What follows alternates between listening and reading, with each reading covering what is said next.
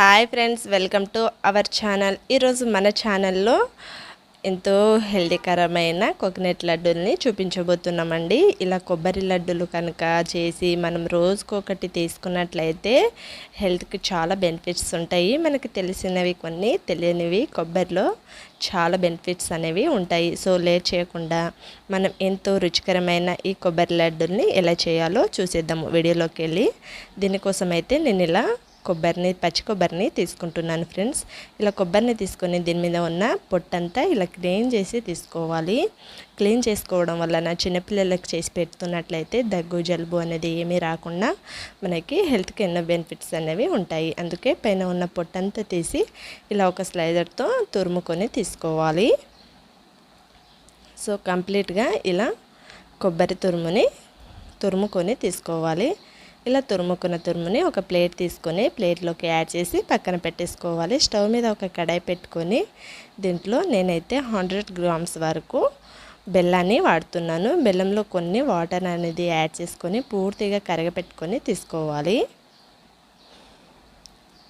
So ఇలా పూర్తిగా కంప్లీట్గా కరిగిపోయే వరకు మధ్య మధ్యలో కలుపుకుంటూ మాడిపోకుండా కలుపుకుంటూ తీసుకోవాలి. బెల్లం అనేది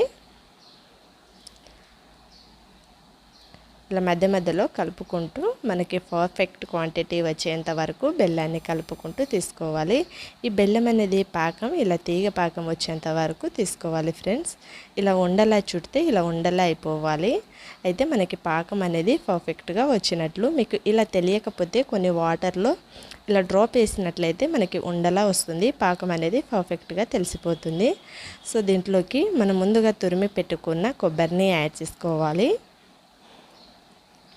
ఇలా కొబ్బరిని యాడ్ చేసుకున్నాక దీంట్లో కొన్ని నువ్వులని యాడ్ చేసుకుంటే టేస్ట్ అనేది మరింతగా ఉంటుంది. ఈ నువ్వులలో కూడా చాలా బెనిఫిట్స్ ఉంటాయి ఫ్రెండ్స్.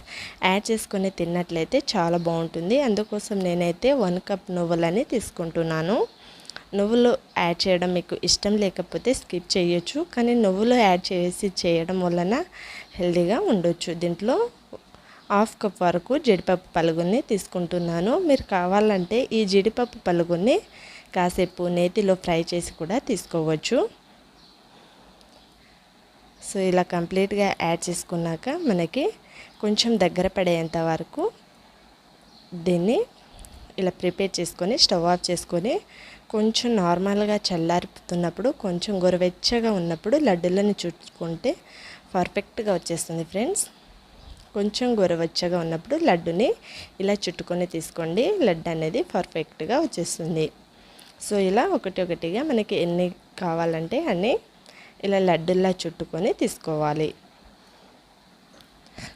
సో ఇలా కంప్లీట్గా లడ్డుల్ని చుట్టుకొని మనం వీక్లీ 1 టైం అయినా సరే రెగ్యులర్గా అప్పుడప్పుడు చేసుకొని తిన్నట్లయితే చాలా హెల్తీగా ఉంటుంది ఫ్రెండ్స్. ఈ లడ్డూలు అనేవి చాలా బెనిఫిట్స్ మనకి అప్పుడప్పుడు తీసుకోవడం వలన. సో ఎంతో రుచికరమైన నువ్వులు కొబ్బరి లడ్డూల్ని చూసేసాం కదా. సో ఈ టేస్టీ రెసిపీని ఒకసారి మీరు డిఫరెంట్గా ట్రై చేయండి ఫ్రెండ్స్ ఇంట్లో.